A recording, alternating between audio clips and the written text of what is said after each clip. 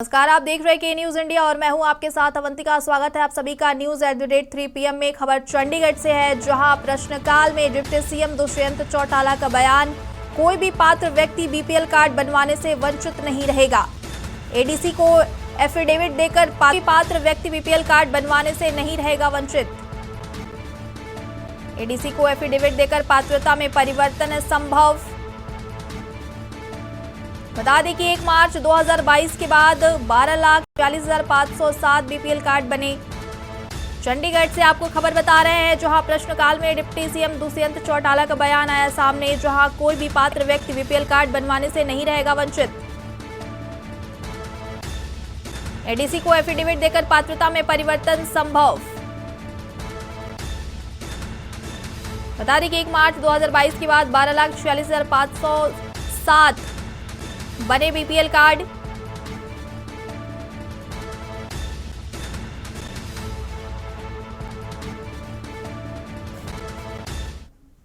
अगली खबर लखनऊ से है, जहां सपा मुख्यालय के बाहर लगाया गया विरोध का पोस्टर।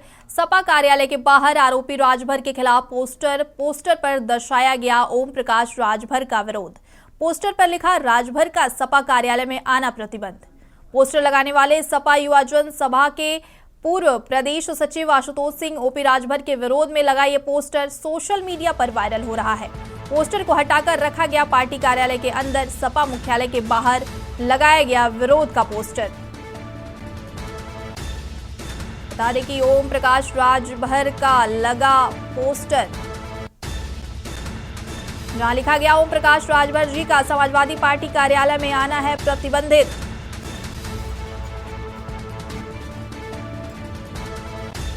पोस्टर में लिखा गया है कि ओम प्रकाश राजभर जी का समाजवादी पार्टी कार्यालय में आना है प्रतिबंधित।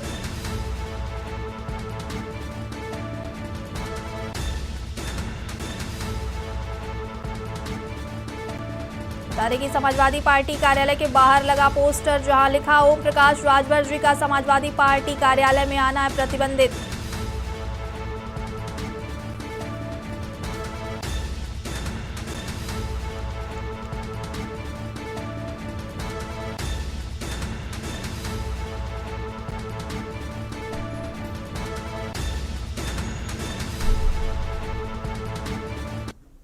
खबर लक्सर से है, जहां उपजिलाधिकारी ने गरीबों को वितरण किए कंबल। जहां ठंड से बचने के लिए गरीबों को वितरण किए गए कंबल। ठंड में राहगीरों को 300 कंबल वितरण करने का टारगेट। उपजिलाधिकारी ने सामाजिक संस्थाओं से की अपील, गरीब और आश्रय लोगों की मदद करने की अपील। खबर लक्सर से आपको बता रहे हैं, जहां उपजिलाधिकारी ने सामाजिक संस्थाओं से अपील की, वहीं गरीबों को कंबल बांटे गए। उपजिलाधिकारी ने गरीबों को कंबल बांटा। 300 गरीबों को मिले कंबल। ठंड से बचने के लिए गरीबों को किए गए कंबल वितरण। ठंड में राहगीरों को 300 कंबल वितरण करने का टारगेट। उपजिलाधिकारी ने सामाजिक संस्थाओं से की अपील। बता दें कि उपजिलाधिकारी ने गरीबों को बांटे कंबल।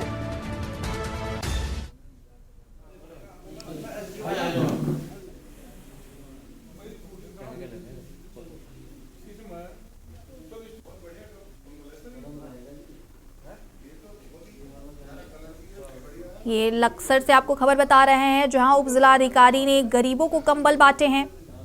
साथ ही साथ उन्होंने सामाजिक संस्थाओं से भी अपील की है। राहगीरों को ठंड में 300 कंबल बांटने का टारगेट है और उपजिलाधिकारी ने गरीबों को कंबल बांटे हैं। खबर आपको लक्सर से बता रहे हैं, जहां उपजिलाधिकारी ने गरीबों को कंबल वितरण किए।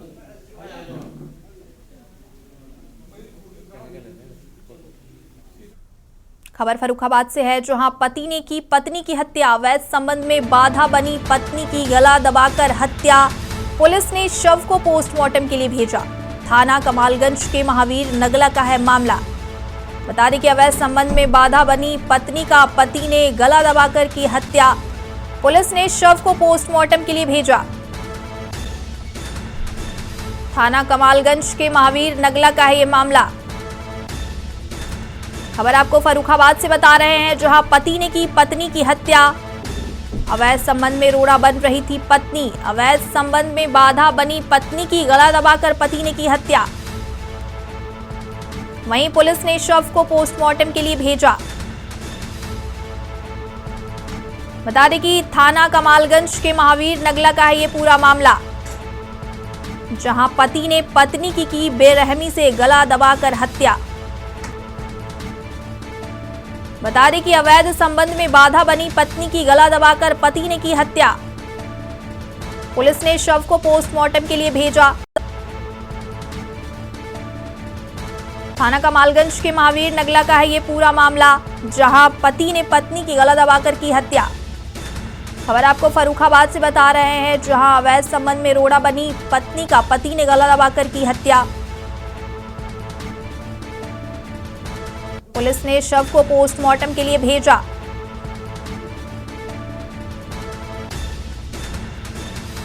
बता दें कि थाना कमालगंज के महावीर नगला का है ये पूरा मामला, जहां पति ने की पत्नी की निर्मम हत्या।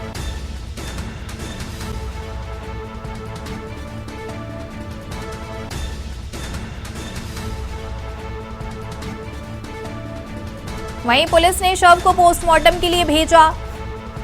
थाना कमालगंज के महावीर नगला का है ये पूरा मामला, जहां पति ने पत्नी की हत्या।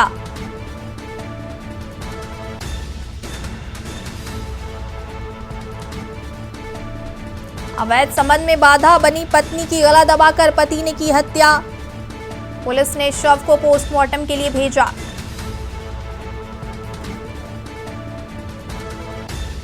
बता दें कि थाना कमालगंज के महावीर नगला का है ये मामला, जहां पति ने पत्नी की गला दबाकर की हत्या।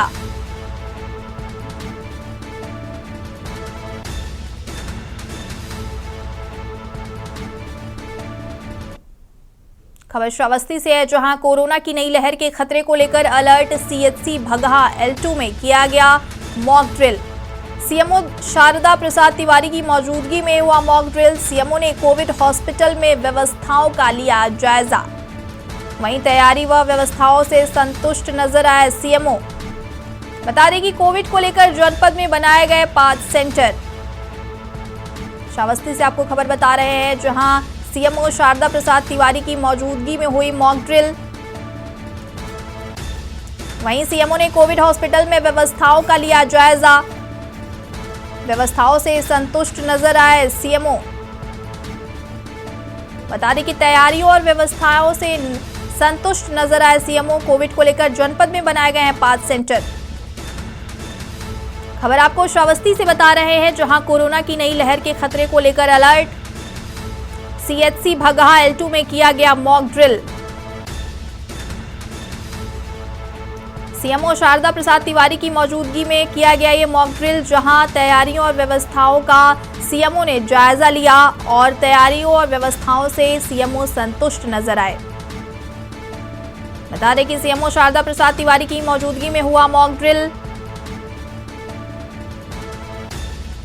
वहीं सीएमओ ने कोविड हॉस्पिटल में व्यवस्थाओं और तैयारियों का जायजा लिया, जिसके बाद तैयारी और व्यवस्थाओं की जायजा लेने के बाद संतुष्ट नजर आए सीएमओ। बता दें कि कोविड को लेकर जनपद में बनाए गए हैं 5 सेंटर।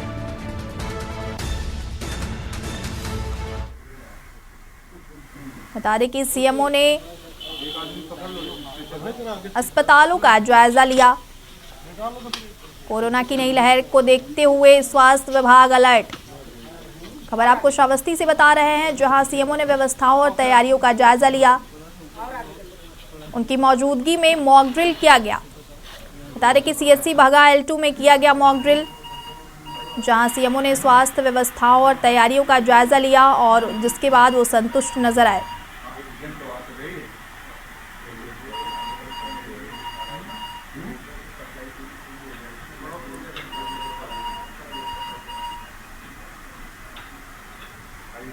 श्रावस्ती से आपको खबर बता रहे हैं, जहां कोरोना की नई लहर के खतरे को लेकर अलर्ट।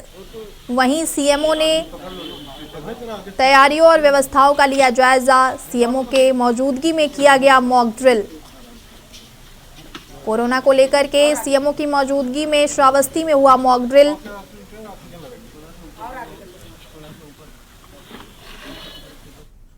खबर कासगंज से है, जहां कोविड की तैयारियों को लेकर मॉक ड्रिल हुआ। जिला अस्पताल पहुंचे स्वास्थ्य विभाग अलीगढ़ मंडल के एडी। अस्पताल में उपकरणों का किया निरीक्षण। ऑक्सीजन प्लांट का एडी वीके सिंह ने किया निरीक्षण। आपको बता दें कि एएमओ सहित वरिष्ठ चिकित्सक रहे मौजूद। वहीं एक प्लांट से 750 मरीजों को ऑक्सीजन मिल सकती है। बता दें कि एक प्लांट से 50 मरीजों को ऑक्सीजन मिल सकती है। अस्पताल में उपकरणों का किया निरीक्षण। Oxygen plant AD VK Singh ने किया निरीक्षण। एएमओ सहित वरिष्ठ चिकित्सक रहे मौजूद। बता दें कि एक प्लांट के साथ 50 मरीजों को मिल सकती है ऑक्सीजन। कोविड की तैयारियों को लेकर कासगंज में हुआ मॉक ड्रिल, जहां जिला अस्पताल पहुंचे स्वास्थ्य विभाग अलीगढ़ मंडल के एडी। उन्होंने अस्पताल में उपकरणों का किया निरीक्षण। बता दें कि ऑक्सीजन प्लांट का एडी वीके सिंह ने किया निरीक्षण।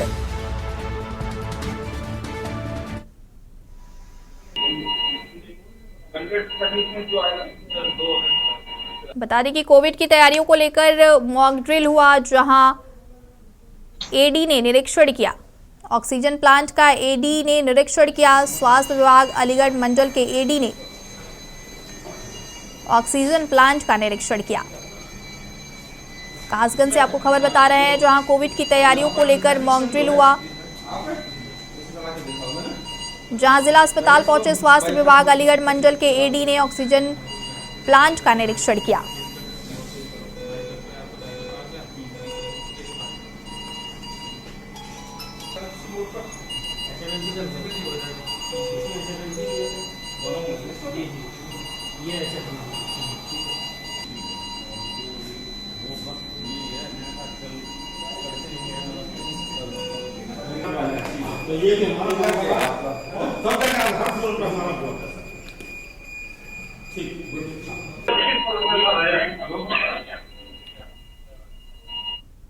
अगली खबर आगरा से है, जहां आगरा में कोरोना मरीज मिलने के बाद सरकारी अस्पतालों में इंतजाम की परख के लिए मॉक ड्रिल की जा रही है। इसमें खास तौर से कोविड आईसीयू की तैयारियों पर जोर रहेगा।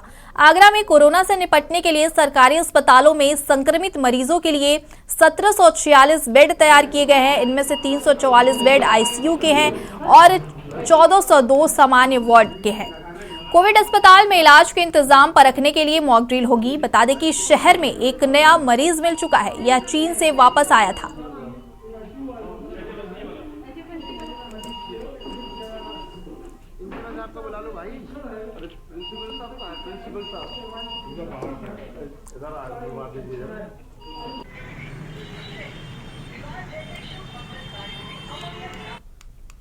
रायबरेली के तहसील महाराजगंज ग्राम पंचायत अटरा परगना हरदोई का है, जहां पूर्व प्रधान अनूप वाजपेयी के द्वारा जबरन दबंगई और पीड़ितों की जमीन पर कब्जा करने का मामला प्रकाश में आया है। दरअसल आपको बता दें कि बुजुर्ग महिला ने जिलाधिकारी से शिकायत करते हुए बताया कि उसकी पुश्तैनी जमीन पर पुश्तैनी मकान, बोरिंग और कुआं बना हुआ था, जो अब जर्जर हालत में होकर ढह गया। जहां पूर्व प्रधान की दबंगई ने पीड़ितों को मजबूर कर दिया। विरोधी शीतला प्रसाद को आगे कर पूर्व प्रधान जमीन हड़पना चाहता है, बल्कि पीड़ितों ने न्यायालय से स्टे भी ले रखा है।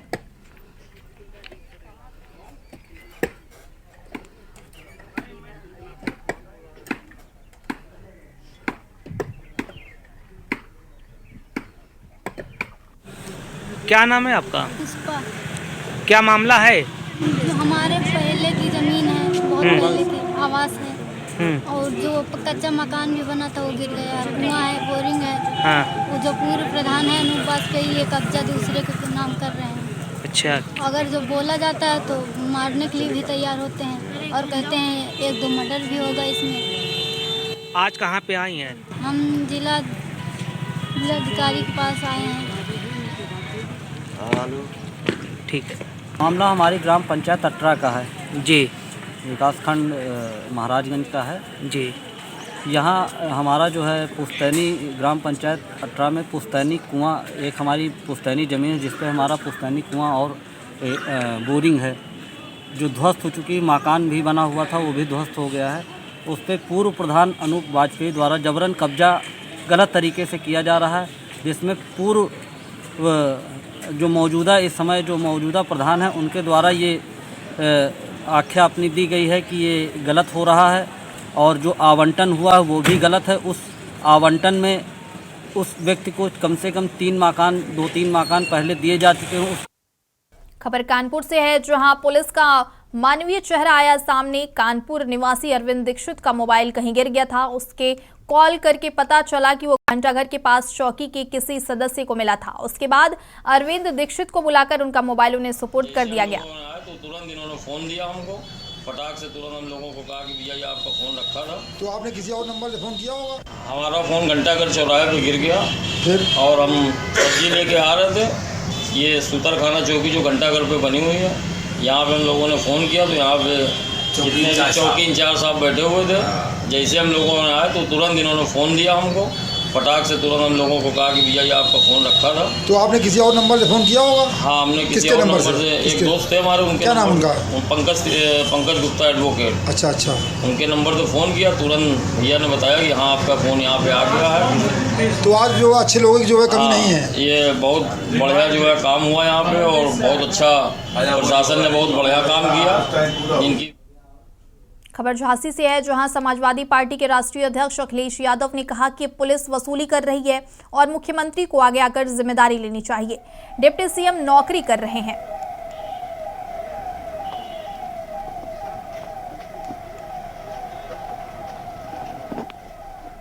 नॉट इन्वेस्टमेंट कि अगर आपको कोई काम मिल गया झांसी स्मार्ट सिटी में और उस काम के लिए आपने पैसा लगा रहे हैं, काम मिलना इन्वेस्टमेंट नहीं है।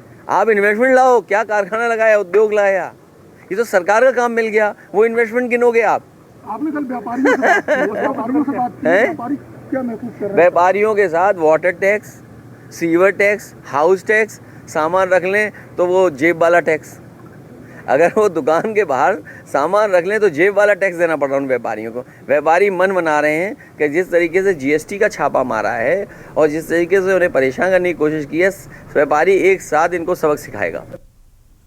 जनपद गोंडा के थाना उमरी बेगमगंज अंतर्गत एक महीना पहले गायब हुई नाबालिग लड़की का अभी तक कोई पता नहीं चला। गायब हुई नाबालिग लड़की के परिजनों का आरोप लगाते हुए कहा कि मेरी बेटी का अपहरण किया गया है। पुलिस अधीक्षक के निर्देश पर पंजीकृत मुकदमा हुआ था। मुकदमा पंजीकृत होने के बाद भी थाना उमरी बेगमगंज पुलिस मामले में कार्रवाई करने की बजाय लीपापोती में जुटी हुई है। पीड़ित परिजनों का आरोप है कि पुलिस अपहरणकर्ताओं से मिली है, इसलिए कोई कार्रवाई नहीं कर रही है। पीड़ित परिजनों में नाबालिग के साथ अनहोनी की आशंका जताई है।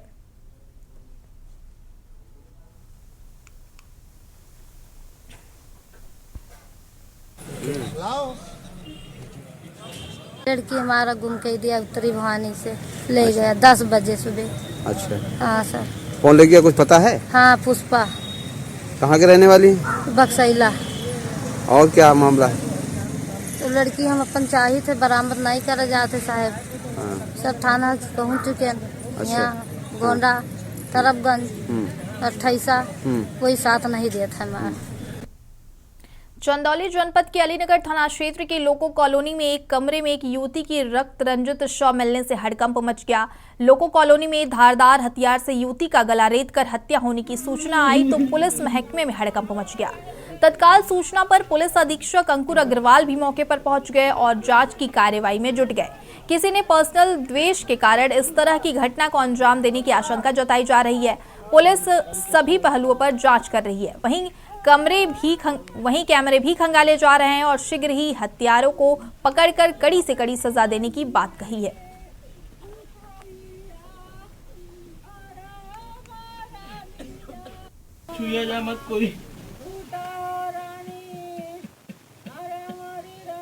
अलीनगर में लोको कॉलोनी लगती है, उसमें एक मकान में एक महिला जिसकी उम्र लगभग 22 साल है, उसका गला रेत के हत्या कर दी गई है। मौके पे मेरे द्वारा, एडिशनल एसपी द्वारा, सीओ द्वारा, सभी के द्वारा निरीक्षण किया गया है। इसमें सभी एंगल्स को चेक किया जा रहा है। कोई भी लूटपाट की घटना नहीं है, तो कोई जानकारी लग रहा है जिसके द्वारा एक कार्य किया गया है। तो इसमें जल्द से जल्द अरेस्टिंग की जाएगी और कठोर कार्रवाई करते हुए उसके विरुद्ध कार्रवाई आगे की जाएगी। खबर लखनऊ से है, जहां यूपी महोत्सव में महिला के साथ अभद्रता का मामला सामने आया है। महोत्सव में घूमने आई महिला के साथ उसके सहयोगियों की हुई पिटाई। महिला ने झूले वाले और उसके साथियों पर लगाया अभद्रता और मारपीट का आरोप। अलीगंज थाना क्षेत्र स्थित केंद्रीय विद्यालय के सामने यूपी महोत्सव का ये मामला। निजी ऑफिस में काम करने वाले 3 लोगों से हुआ विवाद। अलीगंज थाना क्षेत्र में चल रहे यूपी महोत्सव में यह विवाद हुआ। महिला का आरोप है कि झूले वाले ने उतरते समय ही छेड़छाड़ की। महिला से छेड़छाड़ करते देख साथ में आए 2 लोगों ने किया बचाव, तो भी झूले वाले ने उनको मारा। महिला ने वीडियो बनाकर सुनाई बीती। वहीं महिला ने लगाए अलीगंज पुलिस पर गंभीर आरोप। अलीगंज पुलिस की वीडियो हुई कैमरे में कैद। किस तरह महिला को जबरन ले जाया गया थाने, लखनऊ के अलीगंज थाना क्षेत्र का है ये पूरा मामला।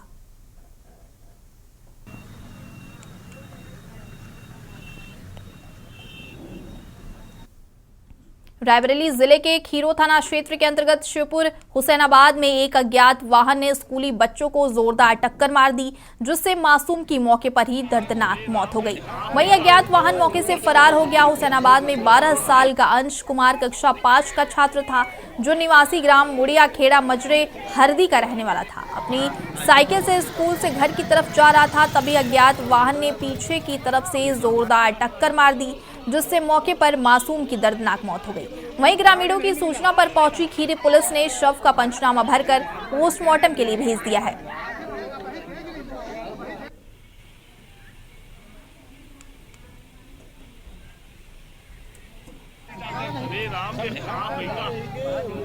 यहाँ एक अपना मुड़ियन खेड़ा का राजेश डॉक्टर हैं, इनका लड़का है, विद्यालय से आ रहा था, जिससे किसी अज्ञात वाहन से टक्कर हुआ और उसकी दर्दनाक मौत वहीं पर हो गई तुरंत। पुलिस आ गई यहाँ? हाँ, पुलिस मौके पर आई है, जांच कर रही, पीएम के लिए लेके जा रहे हैं उसको, डेड बॉडी। फिलहाल खबर की तरफ, विश्व में कोविड की मार से जहां लाखों लोगों ने अपनी जान गंवा दी, वहीं कईयों को भूखमरी के कगार पर लाकर खड़ा कर दिया। आज भी इसके उदाहरण देखने को मिल जाते हैं। ऐसा ही एक मामला रायबरेली में उस समय देखने को मिला जब एसबीआई की मुख्य शाखा में एफडी जमा करने आए एक रिटायर्ड अधिकारी से लाखों की टप्पेबाजी करने वाले टप्पेबाज को पुलिस ने गिरफ्तार किया। तो वहीं उसने बताया कि वो कपड़े का थोक व्यापारी था, लेकिन कोरोना काल में व्यापार तबाह हो गया और वो टप्पेबाजी करने लगा। फिलहाल पुलिस ने आरोपी ब्रज कुमार को गिरफ्तार कर जेल भेज दिया है।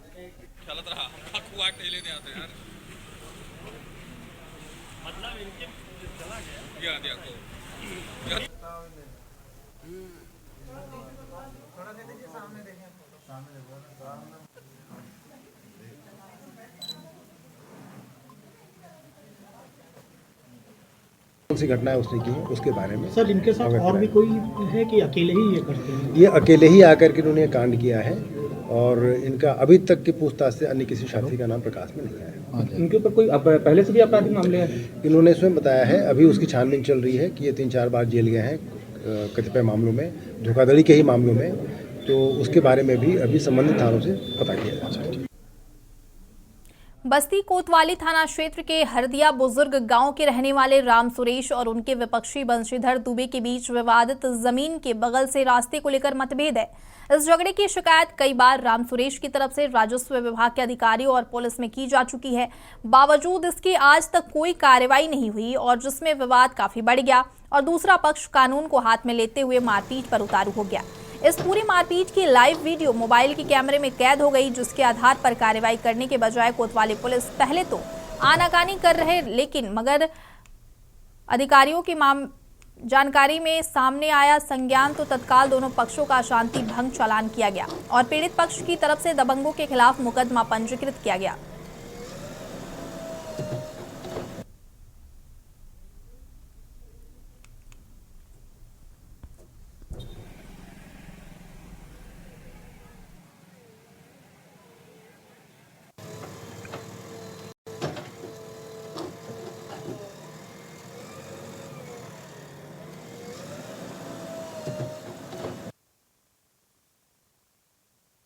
पंडित और डीर पंडित, अवधेश पंडित, रमा पंडित, बंसी पंडित।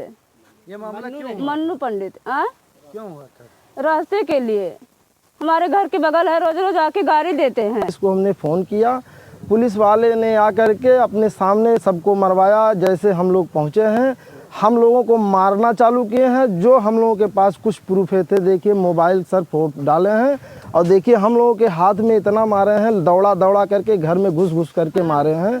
और हम लोग तब से जान लीजिए पुलिस वहाँ गए, कोतवाली में गए हैं, हम लोगों का कोई सुनवाई नहीं हुआ है। दिन भर बैठाए थे, हम लोगों को दिन भर बैठाने के बाद ना डॉक्टरी कराया गया ना कुछ कराया गया। हम लोगों को शाम को 151 में चालान करके हमको भेज रहे हैं। पंडित दबंगाई के साथ खदे खदे रीटा बाहर बाहर मारे निकल जाए आप कट गया भाई। यहाँ देखा साड़ी कोने से लता बद बैल कोतवाल सारा दिन काली आई बैठाए रही ना पुलिस कोतवाल साहब हमारा लगा पाया ना लिख गया ना मेडिकल के लिए भेजल के देखा भाई खून बंद ना बस आप देख लिया जाए। यहाँ देख लिया जाए लगल बा, यहाँ पैर में भी लगल बा, देख लिया साहब सब मारे देख लिया जाए। लोग का कोई सुनवाई नहीं बस सारा दिन ही बैठल ठंडी में बिना अन्न पानी के बिन धरना धरे लेकिन कोई सुनवाई नहीं है। हरदिया बुजुर्ग में 25 तारीख को सुबह में एक ज़मीन के विवाद को लेकर के 2 बच्चों के बीच में मारपीट हुई, जिसके संबंध में अभियोग पंजीकृत किया गया है। उसमें पूर्व में दोनों पक्ष के 2 लोगों के 151 की कार्रवाई भी की गई थी। आगे अभियोग के क्रम में आगे कार्रवाई करी जा रही है। खबर प्रतापगढ़ से है, जहां पेड़ की डाल से लटका मिला प्रेमी युगल का शव। बाग में एक ही डाल से लटक रहा शव। प्रयागराज में पढ़ाई करता था युवक, कुछ दिन पहले ही घर आया था मृतक। सुबह बाग में शव लटकता देख इलाके में हड़कंप मच गया, जिसके बाद भारी भीड़ जुट गई। मौके पर अपर पुलिस अधीक्षक समेत भारी पुलिस बल जिठवाड़ा थाने के बलापुर की घटना है।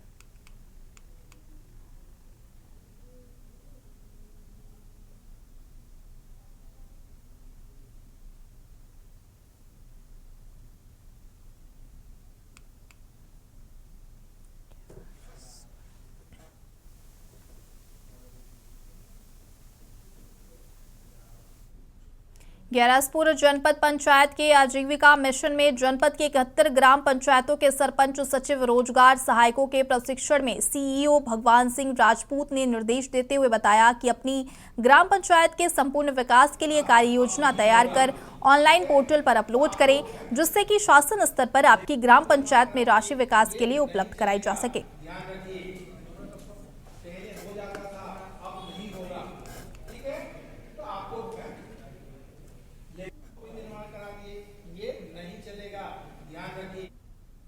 ग्यारसपुर में आज जन चेतना यात्रा का भव्य स्वागत किया गया। यात्रा जन अधिकार पार्टी के तत्वाधान में मध्य प्रदेश के दर्जनों जिले में होते हुए जिला ग्वालियर में संपन्न होगी।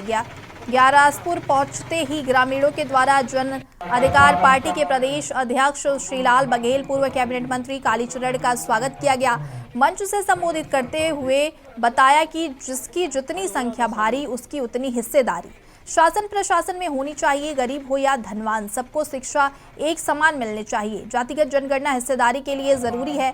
सत्ताधारी पार्टियों पर हमला बोलते हुए उन्होंने कहा कि इन पार्टियों का देश में शासन रहा है। उन्होंने अनुसूचित जातियों, अनुसूचित जनजातियों एवं अन्य पिछड़ा वर्ग को उनके मूलभूत संवैधानिक अधिकारों से वंचित रखा है।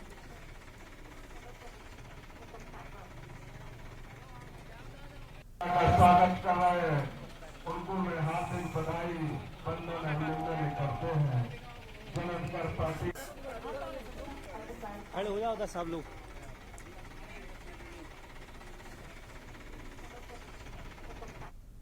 हरियाणा विधानसभा के शीतकालीन सत्र की कार्यवाही आज प्रश्नकाल के साथ शुरू हुई। विधानसभा अध्यक्ष ज्ञानचंद गुप्ता ने प्रश्नकाल के साथ सदन की कार्यवाही शुरू करने की घोषणा की। विधायकों के सवालों का मंत्री ने जवाब दिया।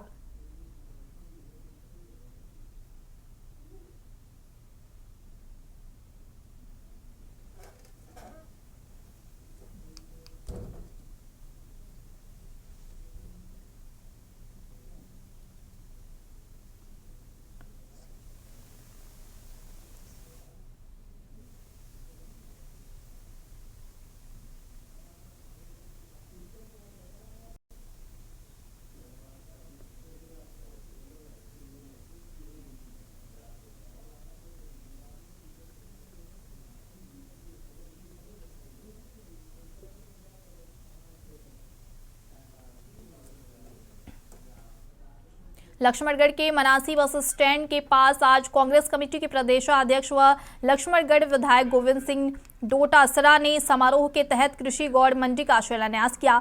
लक्ष्मणगढ़ पंचायत समिति प्रधान मदन संवेदा की अध्यक्षता में कार्यक्रम आयोजित किया गया, जिसमें उपस्थित जनों को संबोधित करते हुए गोविंद सिंह डोटासरा ने कहा कि कृषि गौड़ मंडी के विकास के लिए पैसे की कोई कमी नहीं रहेगी। लक्ष्मणगढ़ कृषि गौड़ मंडी राजस्थान में 1 नंबर की होनी चाहिए। इस मौके पर गोविंद सिंह डोटासरा लक्ष्मणगढ़ विधानसभा क्षेत्र में अनेक विकास की घोषणा की।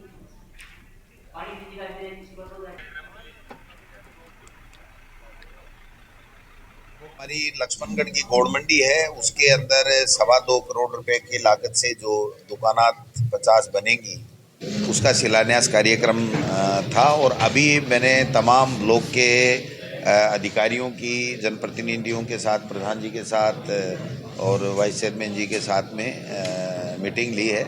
और तमाम विभागों में जो काम पेंडिंग है, जो काम होने हैं, कार्य प्रारंभ नहीं हुए या कहीं कोई दिक्कत है, कहीं ज़मीन अलॉटमेंट की दिक्कत है, कहीं कोई सड़कें चालू नहीं हो पा रही हैं या बीच में रुकी हुई है, या नगर के अंदर कौन कौन से काम हैं जो अधूरे हैं, तमाम कामों के बारे में फीडबैक लिया है। खबर जयपुर से है। पुलिस उपायुक्त जयपुर पश्चिम वंदिता राणा ने बताया कि लूट की वारदात करने वाले गिरोह के 2 शातिर मुलजिमों को पुलिस थाना कालवाड़ द्वारा गिरफ्तार किया गया है। लूट की 44 वारदातों का खुलासा किया और लूट किए गए 25 मोबाइल फोन, 1 मोटरसाइकिल बरामद की, जिसमें कालवाड़ थाने के एसआई विजय पूनिया, कांस्टेबल हीरालाल, कांस्टेबल शेर सिंह का महत्वपूर्ण योगदान रहा। मुलजिम बनवारी लाल और कैलाश वर्मा को गिरफ्तार किया गया।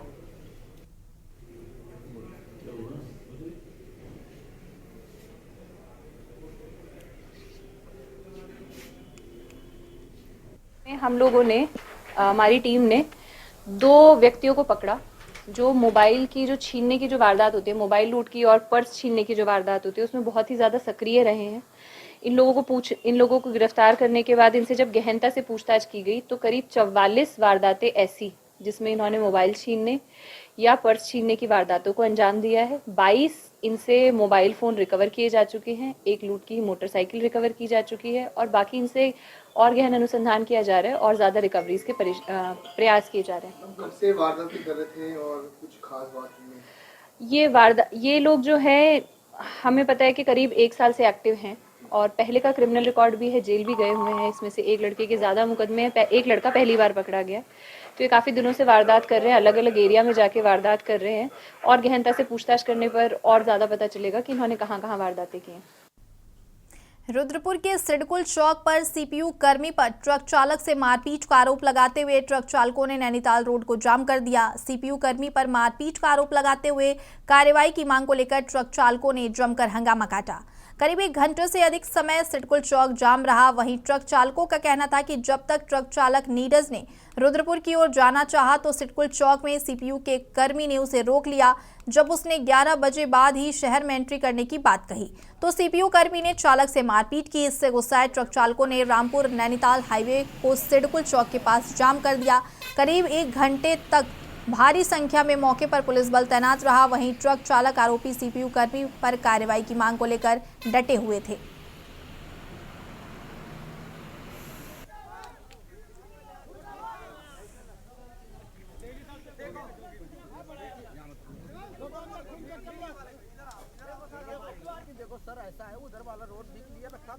और जो गाड़ियां नॉन एंट्री की आती है वो पीछे लगवा दिया करो ताकि हमें रोड क्लियर मिल जाए। इतना बोलने हैं। बोला कल हरिद्वार में कोरोना वायरस का प्रकोप एक बार फिर बड़े पैमाने पर नजर आ रहा है। चाइना के साथ ही कई देशों में कोरोना के मरीजों की संख्या में बढ़ोतरी हो रही है। कई लोगों की जान भी चली गई है। भारत सरकार कोरोना के बढ़ते प्रकोप को देखते हुए सतर्क नजर आ रहा है और अपनी तैयारियों में जुट गया है। उत्तराखंड सरकार द्वारा कोरोना के बढ़ते प्रकोप को देखते हुए सभी जिले के अधिकारियों को सतर्क रहने की हिदायत दी गई है। धर्मनगरी हरिद्वार हर की पौड़ी पर आने वाले श्रद्धालुओं को पुलिस द्वारा मास्क लगाने को लेकर जागरूक किया जा रहा है। वहीं संत समाज भी लोगों से अपील कर रहे हैं कि भारत सरकार द्वारा जो गाइडलाइन बनाई गई है उसका पालन किया जाए।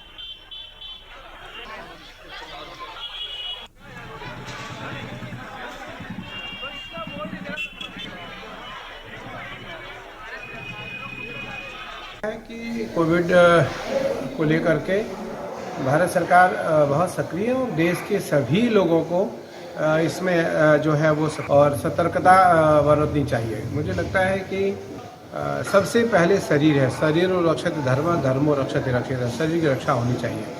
इसलिए मैं अपील करता हूँ लोगों से कि मास्क और दूरी बना करके रखें, सावधानी रखें।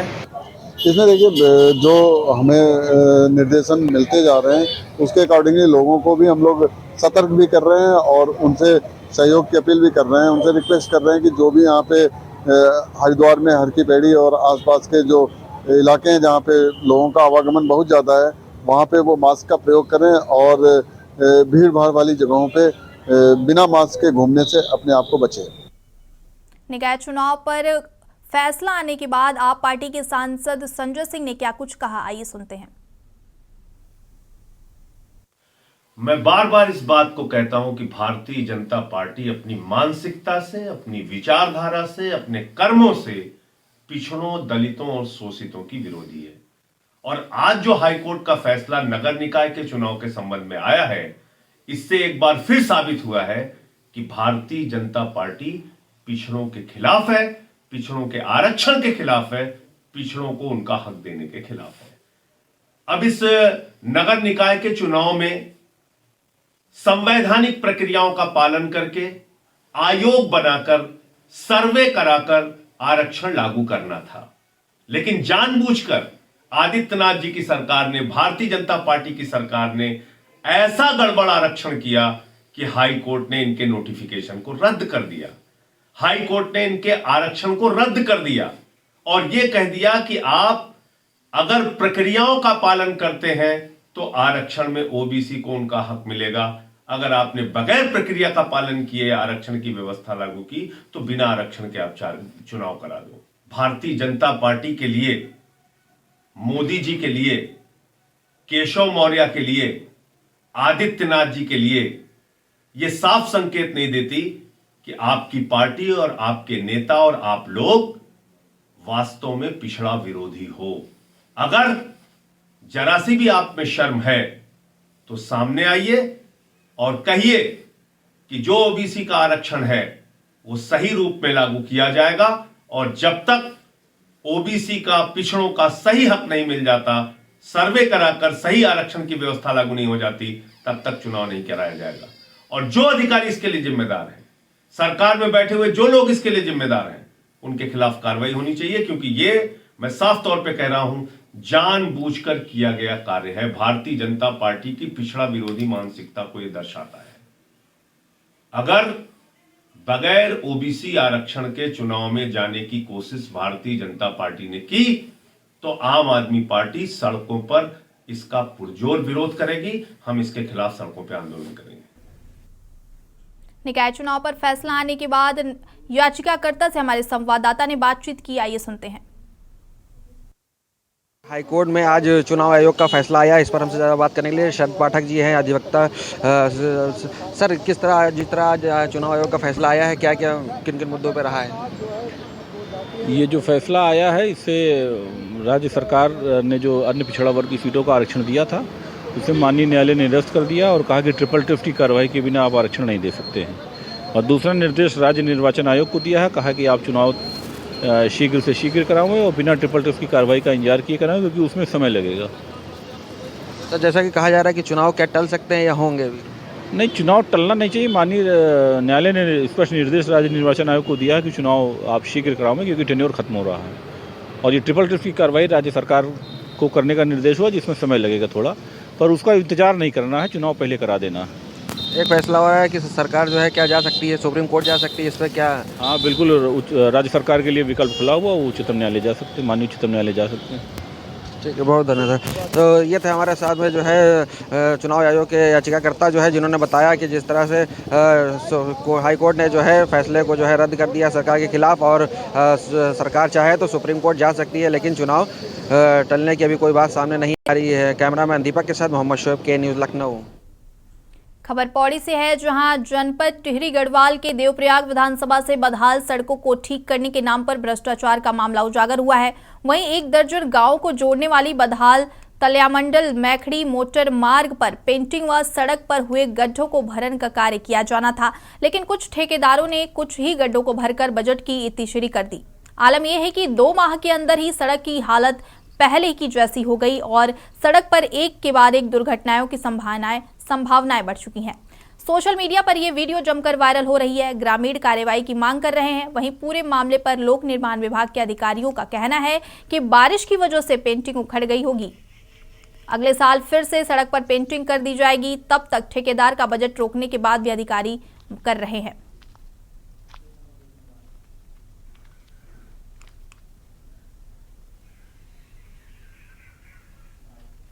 पे हमने वो किया था, पैच मरम्मत का किया, डामरीकरण करने थे, जो भी गड्ढे थे उनको भरने का काम किया था। कुछ पैच उखड़ गए हुए, तो अभी हमने ठेकेदार को बता के वो जैसे मौसम सही हो उसको सही करवा देंगे। उन पैचों को जो उखड़ रखे हैं उनको, वैसे ज़्यादा तो उखड़े हैं नहीं, जो पुराने थे वो उखड़ रखे होंगे। नहीं, जो नए सही करवा देंगे। जैसे ही जो भी पैच होंगे उनको सही करवा देंगे। उखड़ गया है वहाँ का नहीं, अगर उस कार्रवाई होगी जो भी होगा, वीडियोज भी वायरल हो रही है, कोई दिक्कत नहीं है। जो भी होगा, अगर किसी भी संबंधित उसको मैंने कहा गुणवत्ता में कहीं उससे जो भी संबंधित अधिकारी उस पर कार्रवाई करूँगा। कहीं ना कहीं इस तरह से है कि जनता का पैसा का क्षेत्र, मैंने आपसे कहा कोई भी किसी चीज का दुरुपयोग करेगा उसे दंडित होना पड़ेगा। लखनऊ से इस वक्त अहम खबर सामने आ रही है। बता दें कि लखनऊ में ओबीसी आरक्षण आयोग ने गठित की कमेटी। मुख्यमंत्री योगी आदित्यनाथ ने आयोग गठन के दिए निर्देश। ओबीसी आरक्षण आयोग गठित करेगी योगी सरकार। बता दें कि मुख्यमंत्री योगी आदित्यनाथ ने आयोग गठन के निर्देश दिए। ओबीसी को आरक्षण के बाद ही चुनाव होगा। बता दें कि आवश्यक हुआ तो सुप्रीम कोर्ट जाएगी योगी सरकार। ओबीसी आरक्षण आयोग गठित करेगी योगी सरकार। बता दें कि मुख्यमंत्री योगी आदित्यनाथ ने आयोग गठन के निर्देश दिए हैं। ओबीसी को आरक्षण के बाद ही होगा निकाय चुनाव। वहीं आवश्यक हुआ तो सुप्रीम कोर्ट जाएगी यूपी सरकार। लखनऊ से आपको खबर बता रहे हैं, जहां ओबीसी आरक्षण आयोग गठित करेगी योगी सरकार। मुख्यमंत्री योगी आदित्यनाथ ने आयोग गठन के निर्देश दिए हैं। ओबीसी आरक्षण के बाद ही होगा निकाय चुनाव। बता दें कि आवश्यक हुआ तो सुप्रीम कोर्ट जाएगी यूपी सरकार। ओबीसी आरक्षण पर योगी सरकार का बड़ा फैसला। ट्रिपल टेस्ट के लिए आयोग गठन का निर्देश योगी ने दिया। सीएम योगी ने दिया कमेटी गठन करने का निर्देश।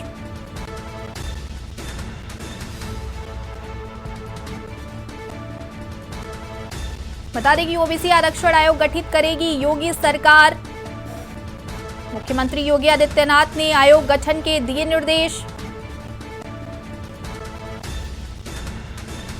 ओबीसी को आरक्षण के बाद ही होगा निकाय चुनाव।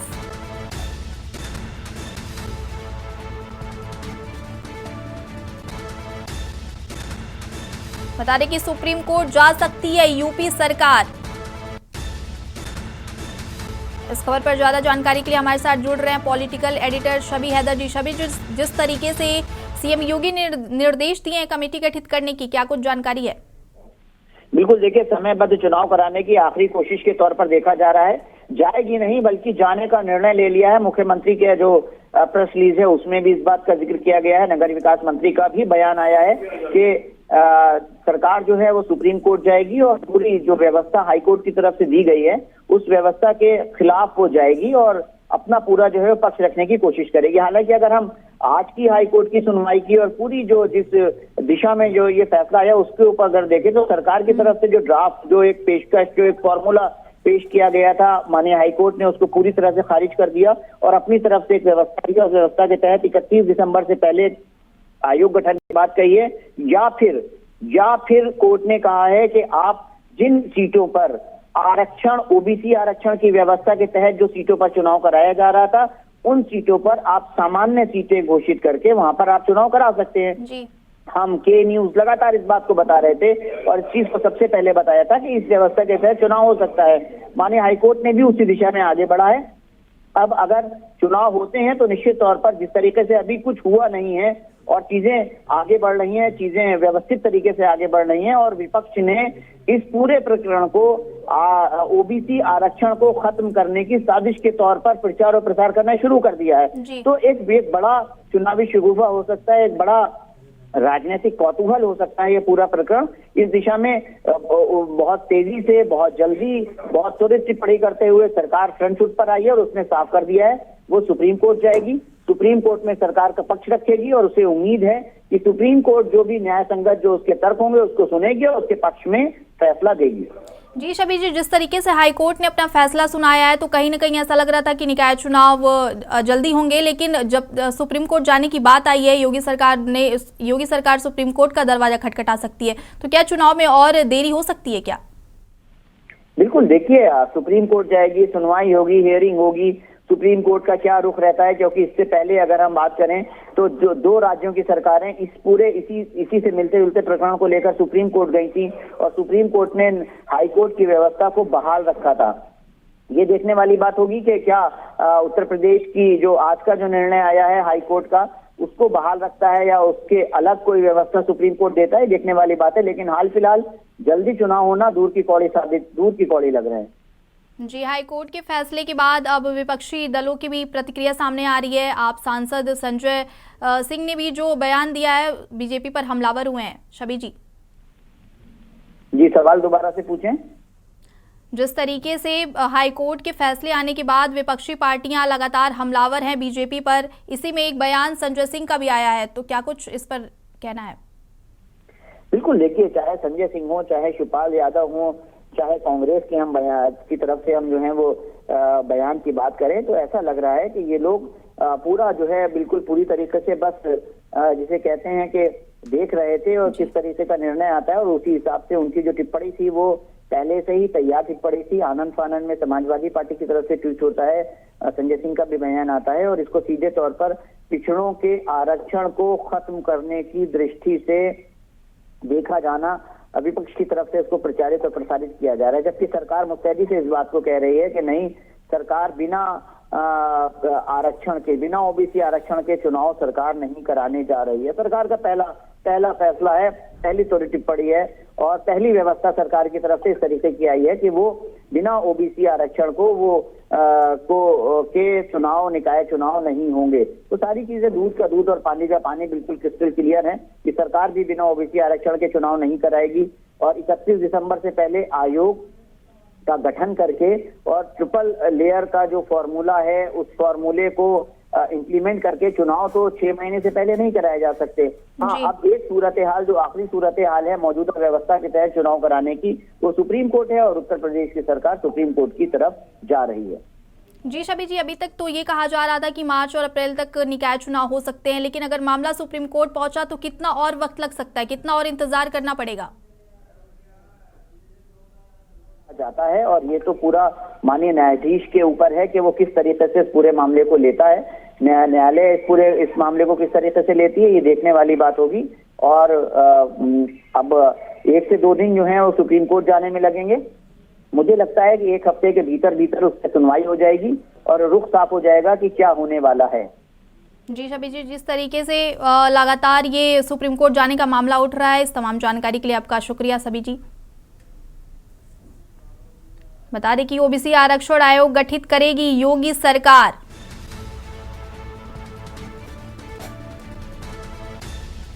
बता दें कि ओबीसी को आरक्षण के बाद ही होगा निकाय चुनाव, आवश्यक हुआ तो सुप्रीम कोर्ट जाएगी योगी सरकार। ओबीसी आरक्षण पर योगी सरकार का बड़ा फैसला, जरूरत पड़ने पर सुप्रीम कोर्ट का दरवाजा खटखटाएगी यूपी सरकार। ट्रिपल टेस्ट के लिए आयोग गठन करने के सीएम योगी ने दिए निर्देश। निकाय चुनाव ऑर्डर की हर सटीक खबर के न्यूज पर।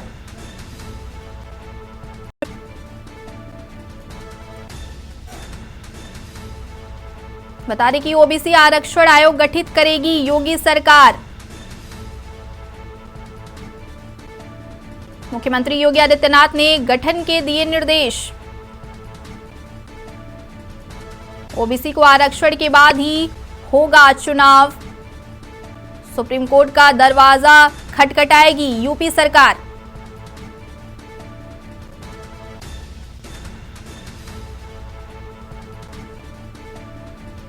ट्रिपल टेस्ट के लिए आयोग गठन का सीएम योगी ने दिए निर्देश।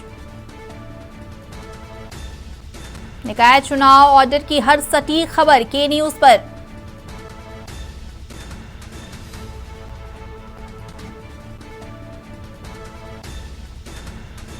बता दें कि ओबीसी आरक्षण आयोग गठित करेगी योगी सरकार।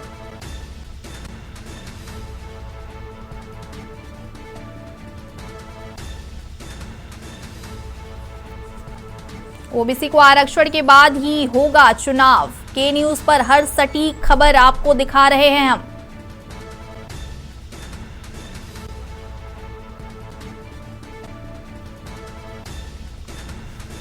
बता दें कि हाईकोर्ट के फैसले को चुनौती देगी योगी सरकार। सुप्रीम कोर्ट का खटखटाएगी दरवाजा।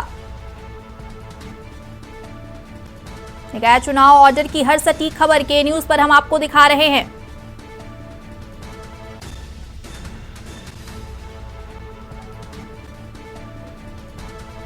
ओबीसी आरक्षण आयोग गठित करेगी योगी सरकार। वहीं मुख्यमंत्री योगी आदित्यनाथ ने आयोग गठन के दिए निर्देश। ओबीसी को आरक्षण के बाद ही होंगे निकाय चुनाव। के न्यूज हर सटीक खबर को आप तक पहुंचा रहा है।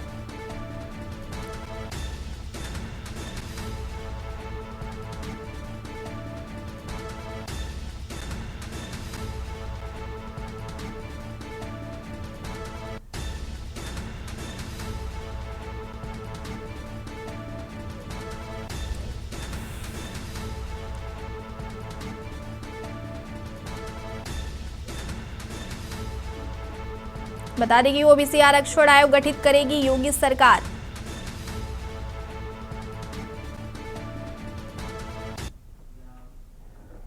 फिलहाल खबरों में इतना ही। देश दुनिया की तमाम खबरों के लिए देखते रहिए के न्यूज इंडिया।